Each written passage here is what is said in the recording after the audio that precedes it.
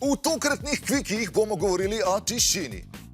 Kar je malo nenavadno, da vam govorimo o tišini. V bistvu bi bilo bolje, da bi vam kazali o tišini. Kakorkoli. Za razliko od ostalih čutov, ki spijo, ko spimo mi, ima naš sluh 24-urni delovnik. Ta super praktična lastnost izhaja iz pradavnine, ko ljudje še nismo bili na vrhu prehranjevalne verige. Če takrat naš sluh ne bi opravljal nočnega dežurstva, bi sabljasti tigri bistveno večkrat za večerjo jedli Homo sapiensa.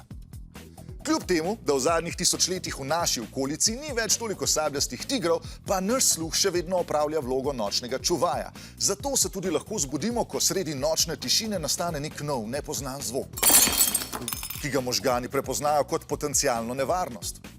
In zato se vaši starši zbudijo vsakič, ko se vi prepozno priplazite domov.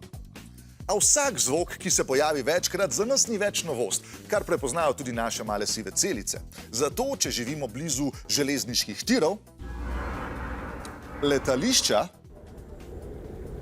ali bolnice, hrupa iz okolice sploh ne slišimo več. Naši možgani so se namreč naučili, da morajo za nas vse nepomembne zvoke utišati, medtem ko mi spimo. Če živimo v mestu, pa nas lahko iz tira vrže spanje na podeželju. Nekaterim čist preveč ene tišine povzroča nespečnost. Čist preveč ene tišine pa je lahko tudi nevarno. Električni motorji namreč ne proizvajajo zvoka. In kot si lahko mislite, to predstavlja velik problem za pešce, ki med hojo gledajo samo v svoj telefon.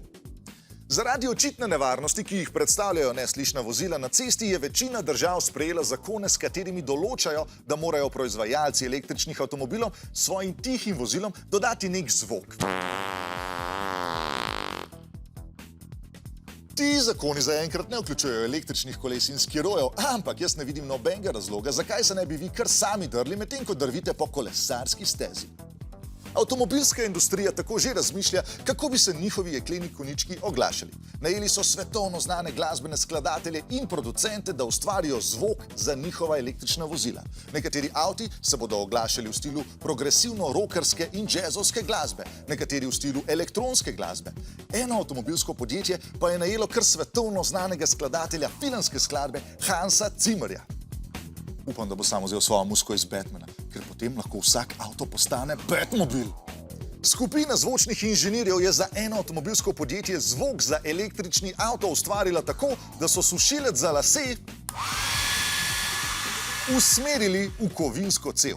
Elon Musk pa je za svoje avtomobile predlagal kar udarjanje kokosa ob kokos. Tako kot so to počeli Monty Pythoni v filmu Sveti gral. Kako pa bi si vi želeli, da bi se oglašali električni avtomobili? Napišite nam v komentarje.